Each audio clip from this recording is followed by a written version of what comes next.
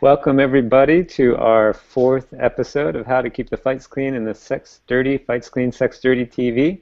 We're talking about how to keep the sex dirty as it starts today, and we have our awesome guest, Alex Allman.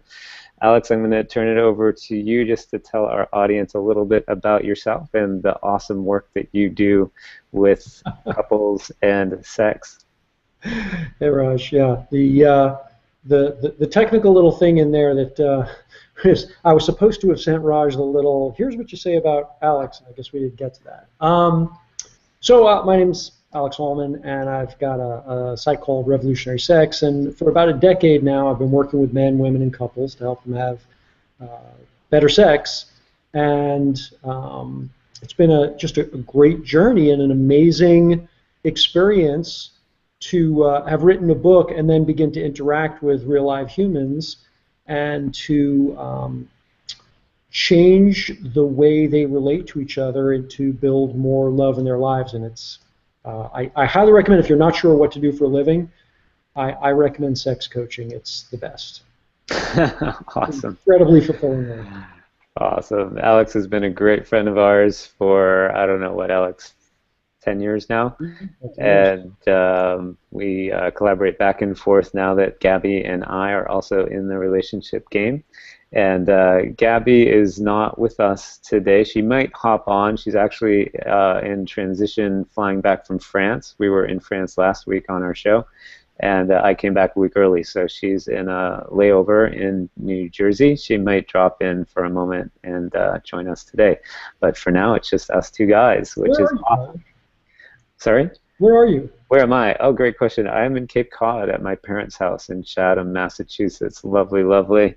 And I don't know if you'll be able to see any of this. But there's the ocean out there. Oh my God, that's beautiful. Yeah, yeah. So, we're both in beautiful... We're both on the beaches. That's great. Yeah. Yeah. What a great place to talk about sex, right? Yeah. Particularly about the setting the scene. Which I mean, right. The right scene there for some good sex. Totally. Totally. So I'm going to share with the audience here a graphic just for a moment that shows how we look at our content, just so you know what I'm talking about when I talk about as it starts. So you can see here we have two circles. On the left is our Fights Clean heart with a halo. On the right is our Sex Dirty heart with the devil horns. And the way Gabby and I organize our content is we look at before, as it starts, during, and after. And each of our episodes is designed around either Fights Clean or Sex Dirty. Today we're talking about Sex Dirty and one of those time intervals. So we're talking about Sex Dirty as it starts today. And if you've had a chance to look at our ebook, we're talking about two of the topics in our ebook today: setting the stage and show, don't tell. So we're going to talk about these topics a bit. We're going to interact with Alex and get some of his brilliance on these topics. And at the bottom of the hour, we're going to open it up to live hangout with you, the audience, and you can ask us questions. You can appear on screen as well. We love to see your faces. Up till that time, and also when we shift into live hangout mode, you can be putting comments into the Google Hangout chat window if you want to share anything, or also on our webpage on the comments windows. So there's all the details. Let's get into the content. So first of all, we're going to look at setting the stage. Setting the stage is really important in terms of lovemaking. When you're hot and heavy for somebody, you can probably have sex at any moment, at any time, but sometimes as you are in a relationship longer, you need to add a little spark, a little fuel to the fire. And, it helps even when you're hot and heavy all the time with your partner. So setting the stage is all about how do you set the stage for passionate lovemaking. Sometimes people will only think of ambiance, and ambiance is an awesome part of this, but there are some other things as well that we'll talk about. But I do want to talk about ambiance first because it's sort of an easy thing to do, And I have this name that I've been given called Ambiance Man, and because I love creating ambiance, so I'm sort of an expert in this realm. And one of the things here, and while a lot of this content is directed towards the guys in the audience, women can participate here too.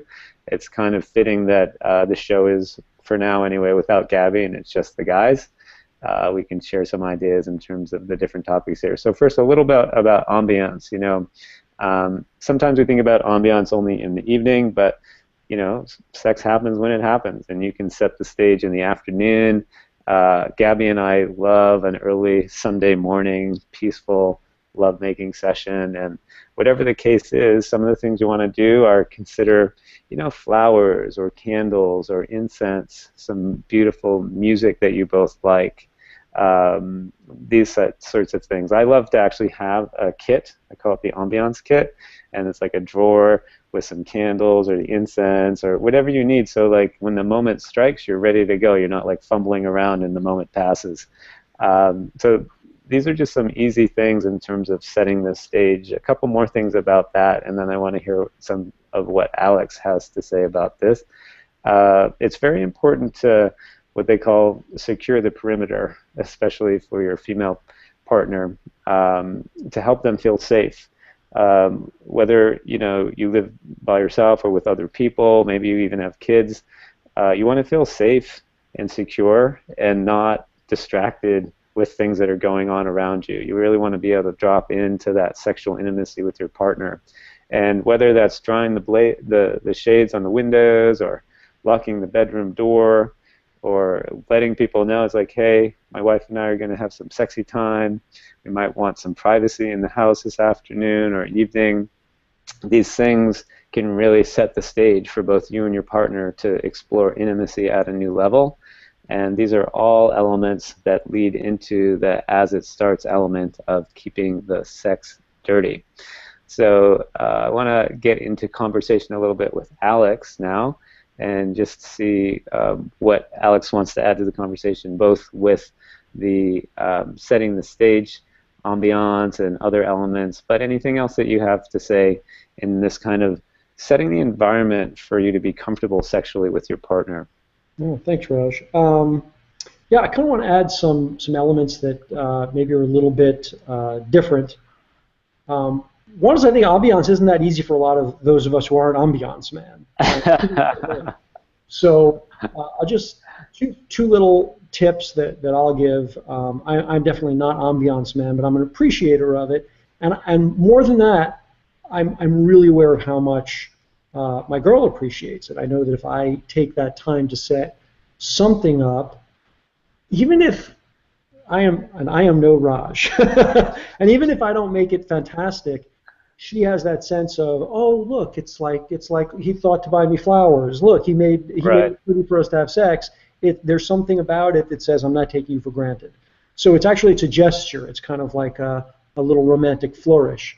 And my two quick and easy tips are one is when the light in a room goes on, it's usually like ceiling mounted, and it's in her eyes in missionary position. So those lights are just a non-starter.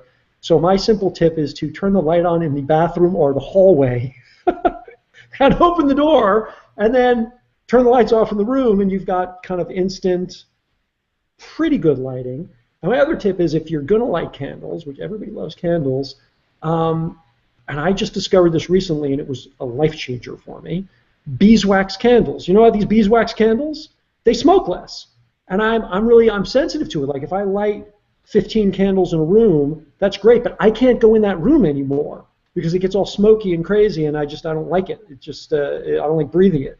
Beeswax candles are the answer. They're a little more expensive, but I buy the little beeswax tea lights. You can light them up, get that beautiful candle glow without choking yourself. So that's my kind of go-to tip for that. But now I kind of want to go meta, if I may, just for a moment, which is that sometimes, like you mentioned, safety, and safety is important, but safety is like a volume knob or a slider that you can play with, because sometimes safety is the most important thing, but sometimes it's fun to play with unsafety in order to give her that little sense of danger. And unsafety might be, making love with the windows open and pressing her up against the window so she can see out, but they can't necessarily see what's going on inside. There's an unsafety there, but it's ambient in a way, right? It's the environment, but it creates kind of like oh, he's doing that. And ambiance also goes to like if you started up in the kitchen, the famous, throw her down on the kitchen counter thing. This creates spontaneity in a way where, listen, if you're married for a couple of years, as we are, sex and spontaneity cannot be codependent on each other. You can't need spontaneity for good sex, or you're never going to have sex if you're a married couple, particularly if you have kids. But it's still fun. We like to bring it in now and then. One of the ways that you can do that is by making the ambiance not the bedroom. That's the ambiance. It's not the bedroom. It's pressed up against the refrigerator and pulling her pants off and maybe kissing her belly and down below there, and then maybe carrying her to the bedroom, right? But just the little shift, that little something can add, enormous juice to what otherwise may become routine. Not that there's anything wrong with routine. I don't want to. I'm a big believer in sex scheduled on the calendar. I think if you prioritize it, that means you prioritize it. That means you're gonna make space and time for it in your life. But adding these little elements can be a lot of fun. So that's my little add on there. Awesome. Love it, Alex. Yeah, I love what you're saying. I'm going to work backwards because I love you talking about scheduling lovemaking. We think that this is something that eliminates and makes sex not sexy. But as many of us know, that when we're in a committed relationship and our lives are busy, that it can be the last thing that we do.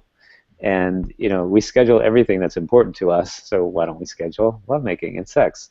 It can be totally sexy to schedule a sex date, and it just lets you prepare, lets your partner kind of wind down from what they're doing, and it's an awesome way to quote unquote set the stage for lovemaking, and it doesn't detract from the sexiness, especially if you do it right. So love that you mentioned that. It certainly doesn't add anything, right? You still have to bring whatever you're going to bring, and I think that's what people don't get. They're like, well, if we calendar it, we're not going to be turned on at the time the calendar rings at 3 o'clock on Tuesday. Why are we going to be turned on? Well, you're not going to be.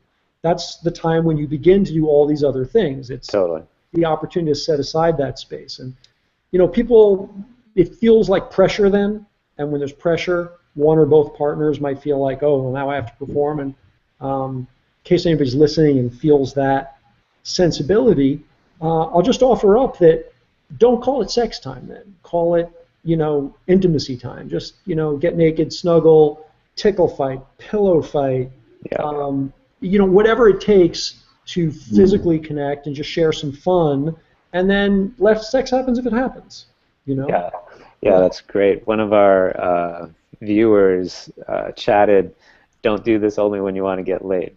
So, when we're talking about this, it isn't all about, having intercourse. It's about having a sexual relationship with your partner, whether that be kissing or massaging or any kind of physical contact, just being intimately connected.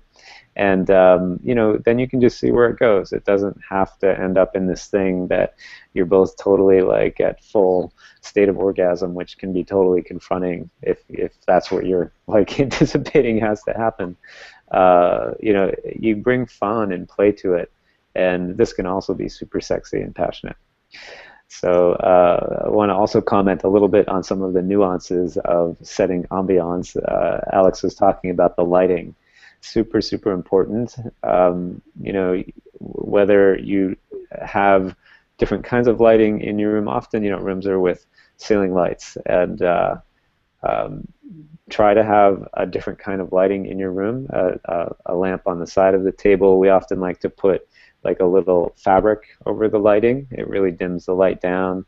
Or just completely turn the lights out and have a bunch of candles spread out around the room. And you can go to either do the beeswax candle solution like Alex is talking about, or my favorite sort of ninja thing is I go to CVS and I buy 50 candles for $10, and I just have them for a long time, and I have a bunch of little tea light candle holders, and get one of those long stick things to light them, otherwise you burn your finger off. And Totally. Gotta have a stick lighter. have the stick Good lighter. tip. Good tip.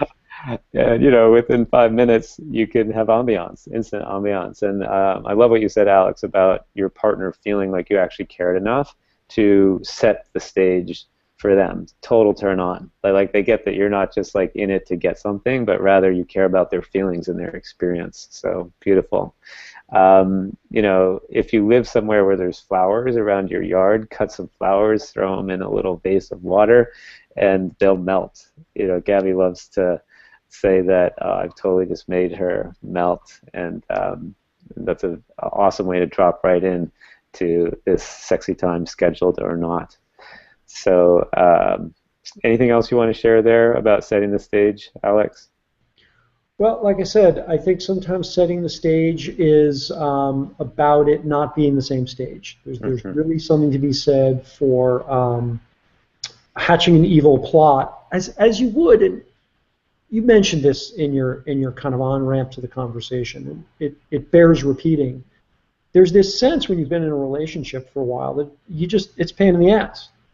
You don't want to have to do anything. You just want to be like, look, it's time, right? We're going to bed. Kids are asleep. Are we going to do it, or are you too tired? What's it going to be? It's A or B. Pick one, And that's not inviting, obviously, for your partner. But it can feel like it's daunting at the end of the day when you're, stressed and participating in life. It's daunting, and I get that. But you would have, if you were single, made the effort. You would have had a plan. You would have hatched an evil scheme of how you were going to get from dinner to the sex, and it becomes like, well, you've had that particular sex often enough, and so it just doesn't seem like you want to put forth that effort. Well, if that's how you feel, then that's how she's going to feel, or he's going to feel in reverse. If you're not taking the time and effort, that's kind of its own thing. And I understand that you're not going to do it every time. I don't want to make somebody bad and wrong, to borrow one of your expressions. It's funny. That's where I got it from you guys. You don't want to make somebody bad and wrong, obviously, because they don't put forth some effort at some massive seductive ritual and plan all the time, but once in a while can go a long way. Once in a while can go a long way, where you really hatch an evil scheme where it's not going to happen where she thinks it's going to happen, or it's going to be the parking garage at the end of the night if you arrive home from the date and the kids are asleep with the babysitter, and that's hot, because it's different and it's edgy and we could get caught and all those things that you remember from when you were in college or a teenager and you had to sneak around. So there's ways of managing this that are just fun. That's all. Yeah, it's great. It's great. I'm getting turned on right now thinking of picking my wife up at the airport in an hour and a half. Oh, great. Gabby and I do these games with our relationship, with our coaching work. We do it, but we also do it ourselves, and we set goals and things for our relationship. And she was one of my elements of my game was to work on seduction. And I love what you were saying, Alex, about how we stop trying. This evil scheme, is that what you called it? Yeah. Evil scheme. I love that because it's totally true. When we're dating and you're meeting someone and you're like, okay, what? And then what's going to happen? And you scheme it out. You take the effort and energy, and it's fun, right? There's that exhilaration, and we lose that. We forget about it. We start to think, like you said, it's a pain in the ass. And one of the things that we're encouraging you to do, the viewers to do, is to get that spark back. Start looking at it as fun. When you start doing it, when you start scheming again, I love this evil scheming thing, it becomes fun. What else are you going to do? Watch TV and then fall asleep. Add some passion back in and do these evil schemes. If your partner's out doing something for the night, you can preset the stage and surprise them when they come home.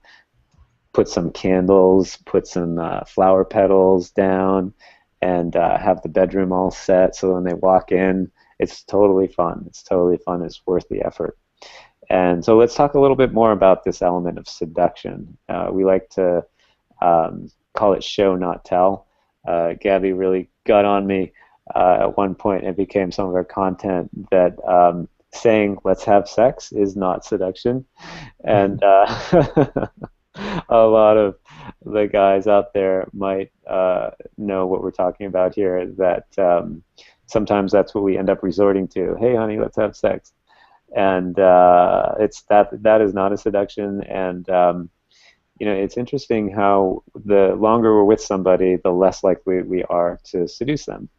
I read this one article about how we start treating our partners like roommates. Mm-hmm. And I started just looking at like how often I act with Gabby like she's my roommate rather than a physical sexual partner, and the things that you would do with a roommate that you wouldn't do with someone that you were just dating and trying to turn on. You know what I'm talking about? Sure. All that stupid stuff, the making disgusting noises or whatever it is that you do that you would do with a roommate that you wouldn't do with your partner. Totally not turn-ons. So one of the things that you can try is just notice when you're treating your partner as your roommate versus someone that you would like to seduce. Another thing in terms of seducing is finding out what your partner likes in advance. Often when we've been with someone for a while, we do the same thing over and over and over again, and we get afraid to try anything different in the realm of seduction. And then sometimes when we do, our partner's like, ooh, what are you doing? And then we are afraid to try it again. And, for example, Gabby loves it when I kiss her on the neck. And I know like that is like an easy way to seduce Gabby and have her feeling more sexual. And in our book, we talk a little bit about doing things in advance so that when the time comes to actually seduce, you know what works and what doesn't work. And another spin on that, though, is that you can never rely on what worked last time to work this time. People are very fickle with what turns them on and what doesn't. So you want to know in advance a little bit about what works. You can try that, but then also read the cues. If they're not going for it, then try something else and really be attuned to what's turning your partner on and what's not. And don't get your feelings hurt if what you're trying isn't working. This is like a dance, and you want to be interacting with your partner back and forth and seeing what's working, what's not working.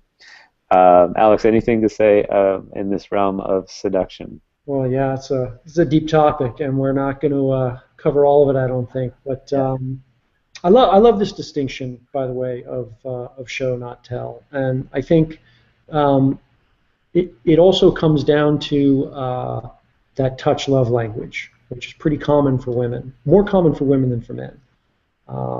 And this demonstration of letting your hands do a lot of the work, or bringing your bodies close together, invading somebody's physical space, rather than just hey, sex now, like really invading your partner's space, male or female, and getting chest to chest and close so that they can feel your breath on their face when you're speaking quietly.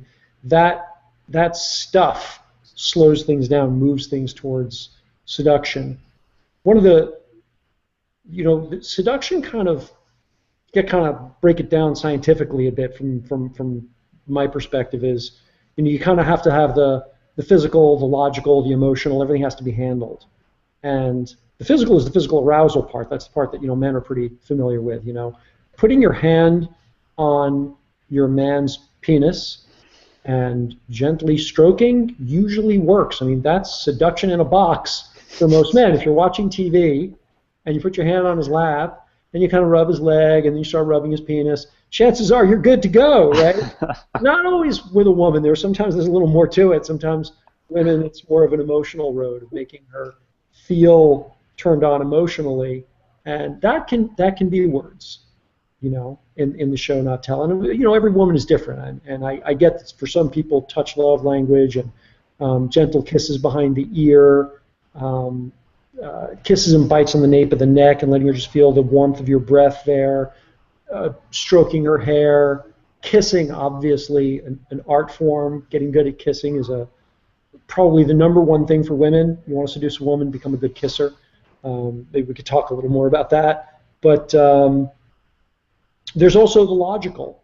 It has to be,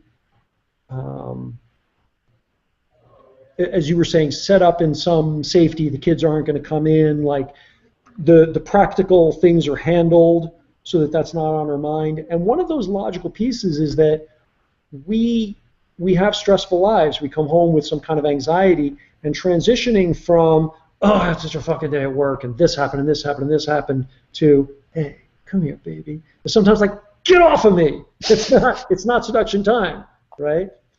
So there are these bridges between, oh, I had this terrible day, and, hey, come here, baby. That is like in between, and those are usually humor, playfulness, massage, and sensuality before sexuality are kind of good on-ramps. So, humor, making fun of her, teasing her, getting her laughing, that's one possibility. Two possibility is tickle fighting, wrestling around, getting from like whatever that non-sexual state is to playful to sensual to sexual. And the other is, hey, you had a stressful day, let me rub your shoulders for a while, and then go from kind of this nurturing touch towards a sexual touch. So seduction's a big, big topic. It is, and let's dive into that in a moment. Gabby's actually at the airport trying to watch this show, and she's saying that some people are having a little bit of a hard time seeing us. So let's see if we can get that handled. Okay. So we have an awesome moderator in our background, Yvette Cohen, trying to work on that. So Yvette, you'll work on that. Alex and I will keep talking here. Yeah. Is that a group problem, or is that just an airport connectivity problem? A group problem. Someone else that was trying to see was having some. I see you. Great. I know, man. This is great. At a very minimum, they'll be able to see the replay, so we'll keep talking. Mm-hmm. So I would love to hear what you have to say about kissing. It's one of the things that I could use some practice with, and I want to give a little context as well. Just, one of the things that happens, I think, with a lot of partners is that when you're in, like, the day-to-day operations of a relationship, everything is getting navigated, and, like, you have all your dynamics, what you like, what you don't like about your partner, and often we're operating on top of all that stuff, right? Your partner's upset at you because you didn't do this, or you came home late, or whatever the case may be. There's a lot of potential for tension between you and your partner that gets unresolved, and then you try to be passionate on top of that, and that can be challenging. So before we talk about the kissing, I was wondering if you have anything to say about navigating that. Like, how do you it's easy to be passionate with someone that you're just sexually turned on with and you don't have any background stuff with, but then put into the mix all of the background of your relationship, right? How do you navigate turning them? Yeah. It's like what you were talking about with, your like roommates, and that's real. And you're even more than roommates, you're business partners. You actually are business partners. You are business partners in this game of life. And there is nothing less sexy. It is the most vaginal, drying, erection melting kind of, but we have to have a conversation about the expenses on this credit card bill because we're coming up on taxes and I got to know what the fuck this is. What is this thing that you spend money on? And it's like, but that conversation has to happen, and it feels like I will never have sex with you again because of this, you know what I mean? Totally. We do it all day, every day. Somebody's got to do the dishes. Somebody's got to take out the trash. So, meals have to be prepared. It's like there's this endless kind of flow of shit that we need to do as a team, and ain't sexy. And so you need to have this protected space and be comfortable with the idea of sliding into different identities and different realities. The erotic space, erotic reality, actually is very different from normal reality. You know, it's like, it's funny, but like kids all know that like butts are icky. Butts are icky, right? But not during sex, they're not, right? But they're, you know, but they're yucky. Like poop comes out of them. You know what I mean? But like actually, erotic reality is your brain actually goes into a different state. It's like a removed condition from reality, and it needs to be protected as a removed condition. You know, this business partnership can't enter the romance, and the romance can't enter the business relationship. And people want it to, you know, they almost want to weaponize the, but you said you'd do anything for me, but that's not where we are now. Now we're in business, you know what I mean? And then when you're in the romantic space, that has to be, you know, left outside the bedroom door, if you will. So that takes practice. That takes practice. They said that Bill Clinton was an expert at this thing called compartmentalization. I remember everybody was talking about it during the Monica Lewinsky thing. They said, well, how can he handle, you know, the Situation Room with like stuff going on in international relations and everything when he knows that as soon as he comes out of that, he's got to deal with an angry wife, the press hounding him, and, you know, allegations of all this other stuff. And the answer was he could compartmentalize. He could just, when he's doing this, he's doing this, and when he's doing that, he's doing that. And I am not such a ninja at compartmentalization. And there are times when, you know, daily stress has its impact. But that's the game. The game is to get good at it. That's the practice. It's not something to say, well, I'm just not that good at it. It's like, you don't give up. You know, the answer is get better at it. The answer is if you value having a passionate life, and you ought to. I hope I don't have to sell anybody on why having a passionate life is so fundamental to reaching the end of your life, looking back and going, that was a life worth living. You know, it's so fundamentally important to that core sense of well-being and satisfaction with your life. So this is a really worthwhile part of the game of your life, is to get good at this stuff and to recognize there's a time when you have to slow down. And by the way, I'll add a little trick here that an awful lot of people swear by, which is take on a meditation practice. It is the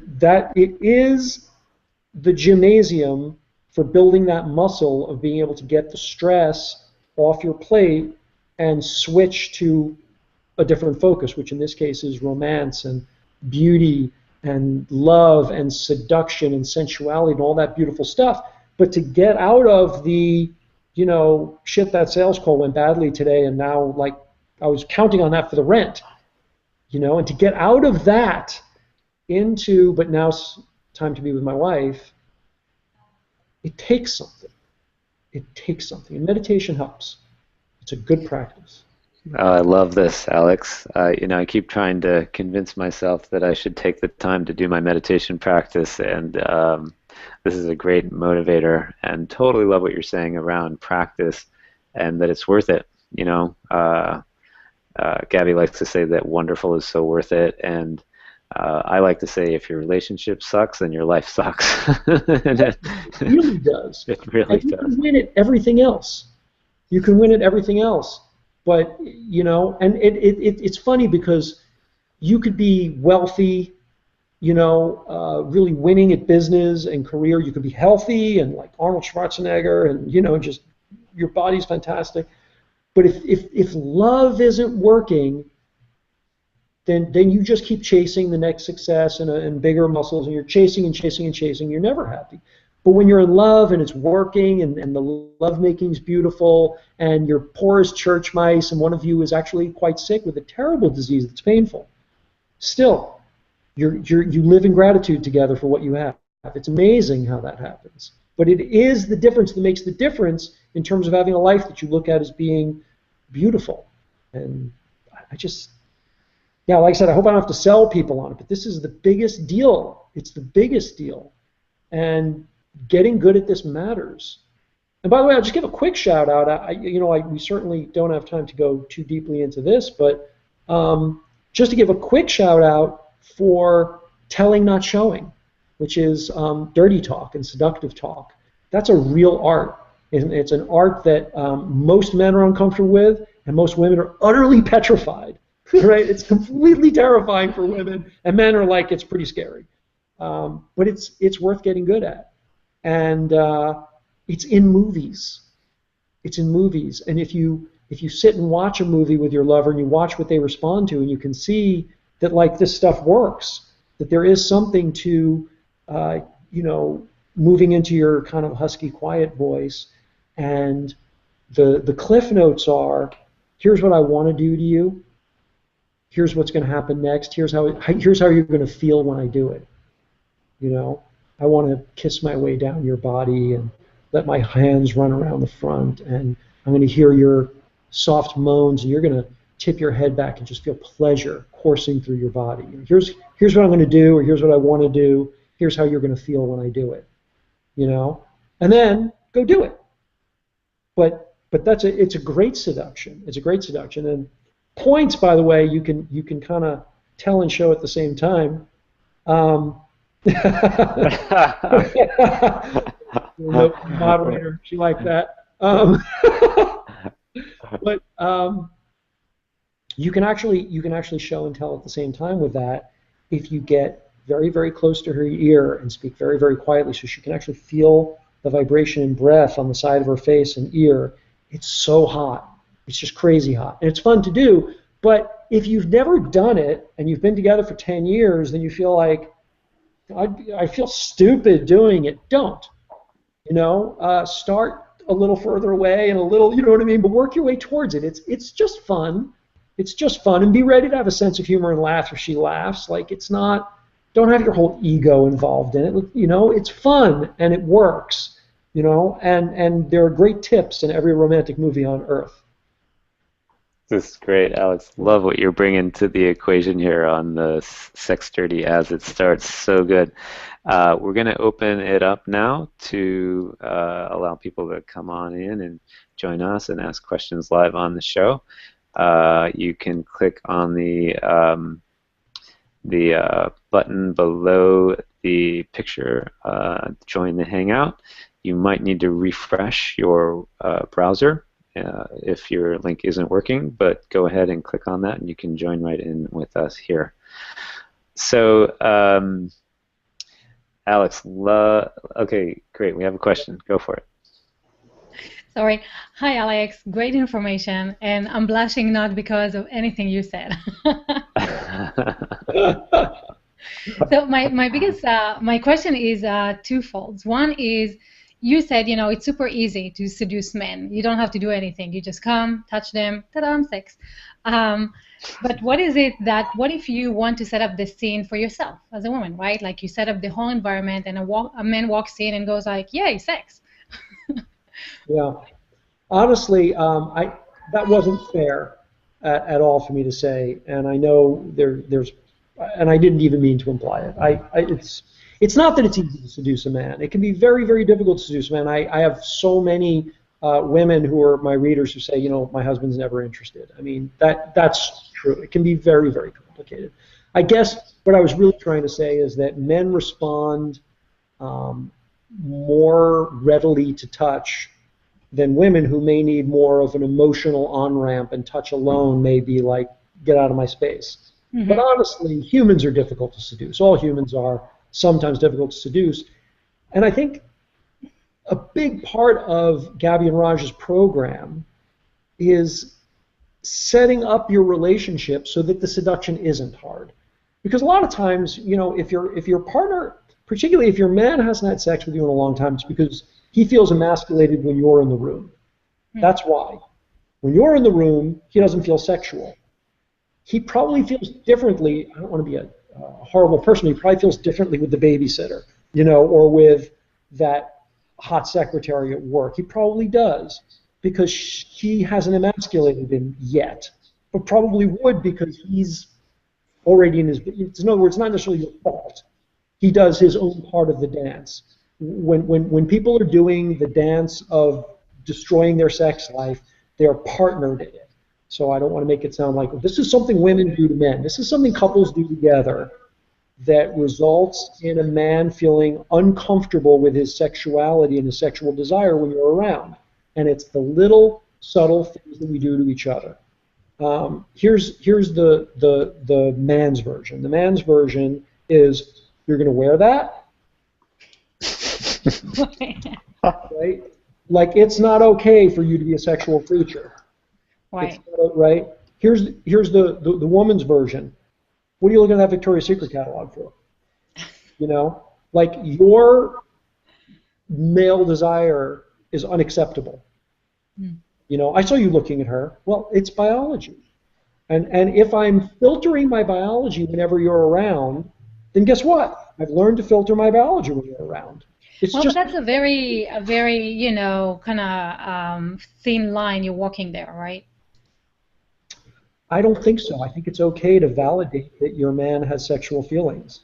No. I mean, in terms of, okay, it's like, okay, so when is enough enough? Like, okay, I looked at her, then I commented, then I started a conversation, then I started fantasizing, and before I know it, you know, like if a man has, and we're talking biology, then if there's no space saved for his woman, right, then there's no real monogamy between people, and we can discuss whether monogamy is fine or not, but then the couple kind of breaks.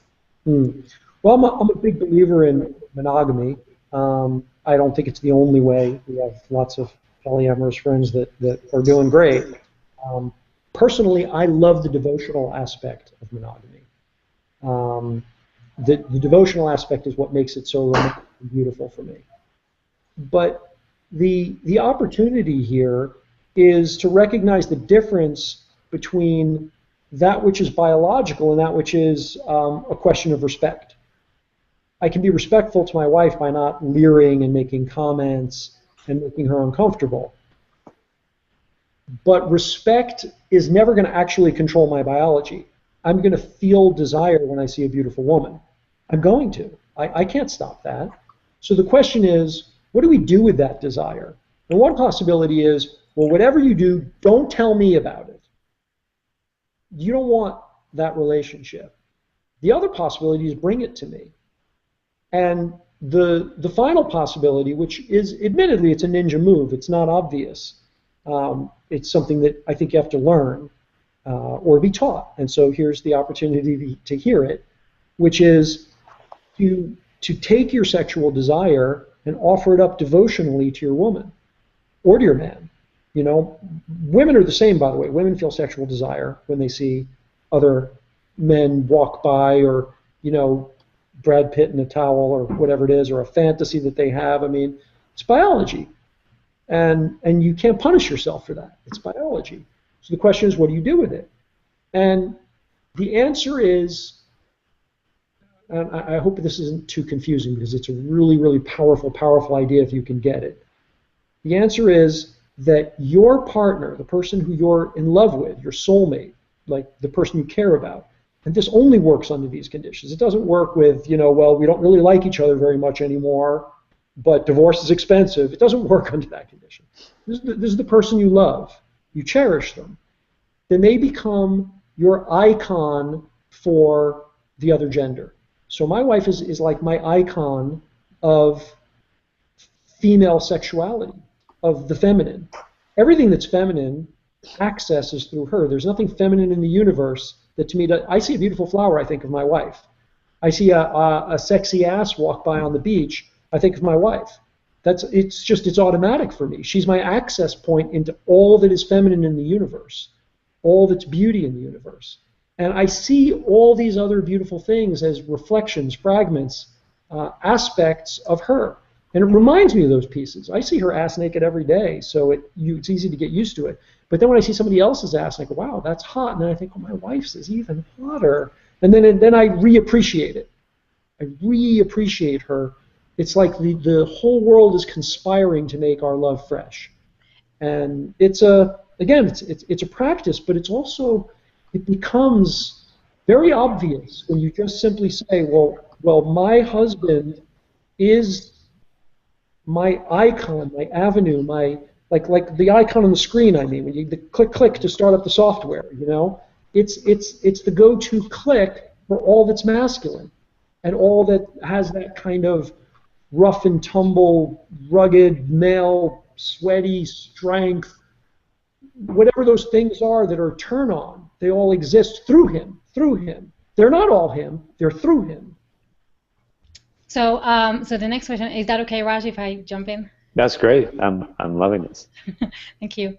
So the next question is, I'm going to go back to the original one. When you want to set the scene as a woman to your partner, Yeah. and get them to not just engage in sex, but like create this entire experience together. So my own experience is that if that scene is being set, you know, it's an invitation to sex, and the foreplay goes by really, really quickly. So what is it that, how can women create environments to kind of lead men into it, have an experience that will be intimate, but maybe ends in sex, maybe not? Yeah. Well, hopefully end in sex, I think. If the sex is good, right, and worth ending it. Yeah. Yeah, right. You know, every relationship's different, every man is different, but most men are going to really appreciate it. It would be beautiful to enter a scene that your wife has laid out to make you feel special and loved. And the reason that we usually think of the man doing it has to do with sexual polarity. One of the ways in which sexual polarity is expressed is that the man leads, right? Right. And this leading, as in dancing, is also a complex skill. So part of it is that the man kind of creates a scene that the woman then can dance within.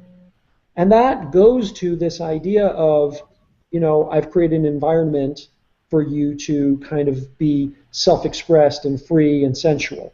So now the woman has created this environment. It's fine. It's perfectly fine for a woman to take on her masculine sexual energy. And his appreciation of it is kind of his tapping into his feminine and sensual side. Again, fine. There's nothing weird or transgendered about it. The only problem ever arrives when we're both trying to be masculine, which looks like we're butting heads and we're both fighting for control of the situation. We're both in our feminine, waiting for the other person. We're both really horny, but nobody says anything. And we end up going to bed without anything. That's both of us in our feminine, right? But one of the ways in which sexual polarity can be manufactured on the spot is if the man initiates sex, which is why so many women want him to initiate. So many men are like, why doesn't she ever initiate? Well, one of the reasons is probably because she wants to be the girl. Mm-hmm. Now, and it doesn't have to be that way all the time. Like I said, the problem is if we're both in our masculine or both in our feminine, or if we're business partners, we're both in our neuter. There's no masculine or feminine in the room. That's just dead, right? That's dead. Mm-hmm. But when one person is the doer and the other person is the doee, then it's always beautiful. And it can switch back and forth. It does switch back and forth. Receiving a blowjob is feminine for a man. He's in his sensual, oh God, and she's doing something. She's making it happen, you know? So, by the way, obviously a blowjob can work the other way if it's more kind of, you know, forceful and she's on his knees and he's thrusting his hips. I don't know if I'm getting too graphic, Raj, but that would be a man in his masculine getting a blowjob. But the point is that if she's created the scene and then she says, oh, but then it goes straight to sex, that's because he's reclaimed the masculine. She can keep it. She say, not yet. And put your hand on his chest and push him down in the chair and begin unzipping his fly. I have plans for you. She can keep the masculine.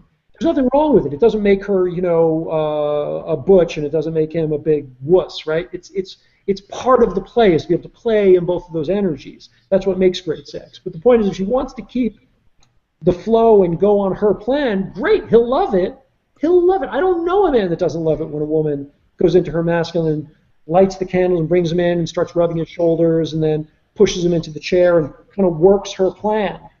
You know what I mean? But women are generally uncomfortable with it. It's not. There aren't a lot of women who will just seize the reins and create the whole evening, but it's beautiful. And if at some point she feels like, okay, now I just want to be ravaged, he'll probably step up for that, you know, and yeah, it will lead to sex quickly, but that's him kind of going, okay, I want to be back in my man role. Awesome. Awesome. Well, this is such great content, Alex, and you've had great questions. I want to say hello to Kevin Contreras, who just joined us on the show. Hey, Kevin. Kevin, feel free to jump in if you have any questions or want to interact with us directly. You can also click in on that Join the Hangout button on the show page if you haven't done that already. Alex, I want to ask you a question on any quick tips on how to reestablish, this masculine-feminine polarity. You spoke earlier, I can't remember exactly how you said, yeah, demasculating, that this is often what happens in a relationship over time. And just wondering if you have any tips on how to reestablish masculine and feminine polarity and kind of recover from that demasculation. Yeah, it's first of all, you have to have a lot of will and intention to do it, and you both do, right? This process of kind of punishing each other for our sexuality comes from our insecurities. We're not okay with it because we feel like, oh, I see their sexuality is all over the place, and somebody else might be attracted to it. She's dancing so sexy, and then people are going to think it's inviting. And then that handsome guy walked up to her, and I don't deserve this, so he's probably going to get her, right? And then I'm jealous, and so don't dance like that. I'm going to punish you later for it. And then you just get that, it's fine for you to be a woman, just not when your husband's in the room. He doesn't like that, and then he stops getting that, and vice versa. So we do this, and we do it out of insecurity. So it takes, first of all, security to get it back, right? And it takes security in both places. You want to take security to give permission, to give invitation to your partner to express their gender. It takes balls and confidence. It takes self-esteem to be able to say, it's cool that my husband is sexy and all the men want him, and all the women want him, rather. And it takes self-esteem for a man to say, it's great that my wife is sexy and all the men, are looking at her. So it takes confidence on that side. Then it takes confidence on the other side too, which is to step into it. A lot of men don't know, don't feel comfortable being the man. They feel like, well, maybe I don't deserve that. Maybe I don't earn that. Maybe I'm not. Maybe I'm faking it. Maybe I'm not really that manly. By the way, it was a struggle for me. I was a terrible athlete as a kid, and I hit puberty really late. And I was just little. And are we still on, by the way? I see a weird screen just came up. We're still good? Okay. So I was really little. I grew really late, and I was the second shortest kid in school. We used to line up in size order. Then I hit puberty really late, and I was just this skinny kind of neuter kid who was like incredibly uncoordinated and wasn't good at sports. And I thought, well, all the things that make a man, I don't have. And I didn't lose that self-image even when I grew up. It kind of stuck with me because it had become my identity. And I remember being nervous about stepping forward, just being masculine. I'm the masculine guy here. I'm the masculine person here. And leading a sexual interaction. It took me something to work the courage up to step into that reality of myself. It's an aspect of yourself. It's not your whole self. It's an aspect of yourself. It's in you if you were born with a penis. It's in you. In fact, it's in women too. It's this drive, but you need to step into it. You need to have the ego and the confidence to step into it. And the simplest, easiest, most direct thing that a man can do to express his masculinity is his desire. That's the easiest one. It's the desire for your woman. It's the desire for women in general. Sexual desire for the feminine is the very definition of the masculine. And there's a subject-object interplay here. The masculine is the subject energy, and the feminine is the object energy. So it's the desirer and the object of desire. The object of desire. Women love to be the object of desire. I've had a lot of conversations with strippers, and they hate the job, but they love the dancing. Dancing up on that stage and having all the men look at them, they love it. Having to then talk to the guy and get the tips and the lap dances, that's just demeaning. But dancing on stage with all those hungry eyes on them, I've never met a professional stripper that didn't love it. And they love it because they get to be their full feminine force. They get to be the object of desire. And for a man to reclaim masculine has to do with being comfortable with desiring the object. And for a woman, it's being the object. It's being desired. And for women, again, this could be confronting. It takes like, if you feel like, oh, well, I've gained a bunch of weight and menopause and whatever, I just don't feel sexual. I don't feel comfortable being the object of desire. That takes confidence, and it's something that has to be built. It's not a given. If you're a Victoria's Secret model, I guess it's easy. But for most women, it takes something. It takes some decision to be willing to step into that area of scary. It's great, Alex. Really great. One of the things that I just see as a theme here is that this stuff takes work. There's some fallacy out there that all of this is just supposed to magically work if you're with the right person, Right. And because that's the case, because that fallacy has been created, we think that there's something wrong when it's not that way. And one of the things that we really encourage you to do is let go of that and embrace that great relationships, great sex takes work. Just like anything else in life. What else in life just happens automatically? Nothing. Sitting on the couch watching TV, and even that, you flip through channels all night until you find something good, right? So really, really, really embrace that you are at the source of you having a great relationship. Any of these elements that we're talking about today on the show, it's in your court, in your partner's court, to really be at the source of an awesome relationship. I wanted to just briefly mention something that you referred to earlier, Alex, as we're wrapping up the show here, that a lot of the work that Gabby and I do is about, Alex, you made this statement earlier, a very powerful statement, that couples are in the dance of destroying their sex life, and they're doing it together.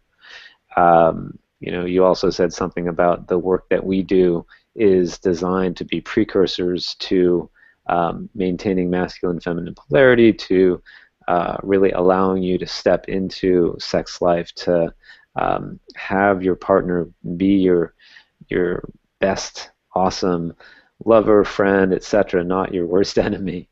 And I just wanted to remind our audience of our blog articles on these various topics. I'm just going to click real quickly here. Nagging is one of the most demasculating things in a relationship, and it happens in every relationship. And you'll be surprised to see that often it's because a man is out of integrity with what he said he was going to do, that a partner nags. There's other reasons, insecurities, power struggles, things of this nature.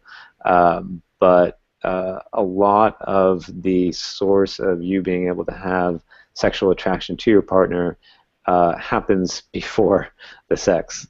And it's a regular practice to maintain a relationship that has you be sexually attracted to your partner. So any last words, Alex, before we wrap up our show today? Yeah, I just want to mention one last thing, you really just to underscore what you're saying, which is, I said it's work. And some is self-work around self-esteem. I'll call that, I'll grant that work, but that's work for you. But one of the things that I love about what you and Gabby do is that you don't make it about work, you make it about play. And it's like a game that you love, a sport that you love. You don't think of it as work, you think of it as play. But it's hard play. It's hard play to get great at a sport, at a game that you love. At becoming a great chef if you love to cook, or whatever it is. It's hard play. It's what you do for fun. You don't call it work, it's what you do for fun, but it takes practice. It takes something. And I used the word work, and I realized that when you started talking about the stuff that you guys do, that one of the great genius things that you and Gabby have created is that it's relationship fun and games, that it really is about playing hard. It's playing hard. It's not working hard. It's playing hard. And really getting that distinction is what makes all this worth it. So yeah, that's my last comment. And thank you for giving me the platform. Yeah, what an amazing show today, Alex. Thank you so much for your plethora of awesome tips. Where can people find out more about your work? At revolutionarysex.com? Revolutionarysex.com, alexallman.com, or which currently is the same thing, but it's about to be different. It's kind of the more PG version of me, more relationship stuff. And you can also, I just started a Facebook page with all kinds of good shit on it, which is Facebook/Alex Allman fan. Awesome, awesome. I just want to point out that you can see replays of our shows at our relationshipfunandgames.com website. Just go to the Fights Clean Sex Dirty TV page, the episode library. You can watch replays of this show or any of our previous shows. And we'll be tuning in next week, Friday at 1 o'clock Pacific time, talking about Fights Clean during. We'll be interviewing Antonia Dodge and Joel Witt. They are experts in personality profiling, and can't wait to hear what they have to say. So please join us. Thank you so much for being here today with us. Great to have you, and loved your questions. Thanks for interacting with us. Alex, thanks again. What a great time with you today, and we look forward to seeing you soon.